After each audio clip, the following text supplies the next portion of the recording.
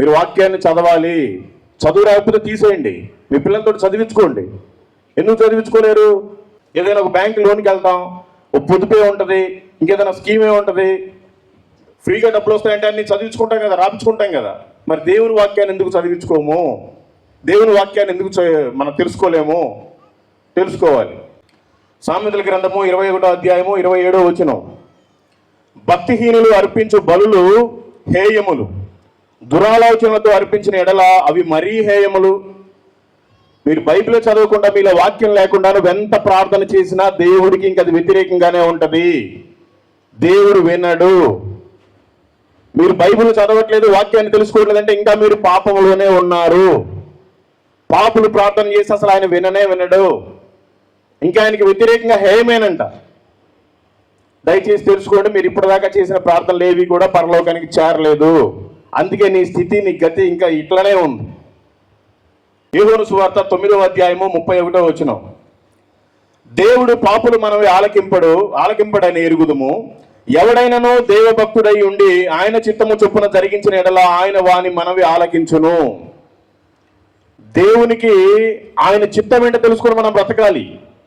మన చిత్తాలే మనం నెరవేర్చుకుంటా ఉంటాం. ఆ బైబిల్ ఏముందిలే, చదివితే చదవచ్చు, లేకపోతే లేదని.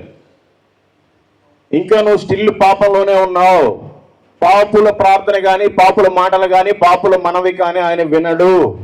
నీ ప్రార్థన ఒక్కటి కూడా పరలోకం చేరలేదు. ఇది సత్యం. నువ్వు చర్చికి రా, చప్పట్లు కొట్టు, పాటలు పాడు, వాక్యం విను, కానుకలు, దశంభాగాలి, భోజనాలు పెట్టించు, ఏదైనా చెయ్యి, నీ ప్రార్థన మాత్రం ఆయన వినడు. నువ్వు ఎప్పుడైతే పాపంలో నుంచి బయటకు వచ్చి వాక్యం చదువుకుని వాక్యానుసారం జీవిస్తావో అప్పుడు మాత్రమే నీ ప్రార్థన వింటాడు ఆయన. అప్పుడే నీకు ఐశ్వర్యం కానీ, ప్రతిఫలం కానీ అన్నీ ఇస్తాడు. అప్పుడు దాకా ఏమి ఇవ్వడు. ఈ తాత్కాలికమైన అన్నీ అందరికీ ఉంటాయి. నీ జీవితంలో ఏదో మేలు జరిగి ఉండొచ్చు, నీ జీవితంలో ఏదో అద్భుతం చేసి ఉండొచ్చు. ఈ భూమి మీద ఉండే ప్రతి మానవుడికి చేసేది కూడా యేసుక్రీస్తే. రోడ్డు మీద అడుగు తినేవాడిని కూడా 3 సార్లు పోషిస్తున్నాడు ఆయన. 3 పూటలు భోజనం పెట్టి పోషిస్తున్నాడు. వాడికి కూడా వేసుకోవడానికి బట్టలు ఇస్తున్నాడు. ఎంతో మంది బాగుపడుతున్నారు. అందరికీ దేవుడు బాగు చేసేది.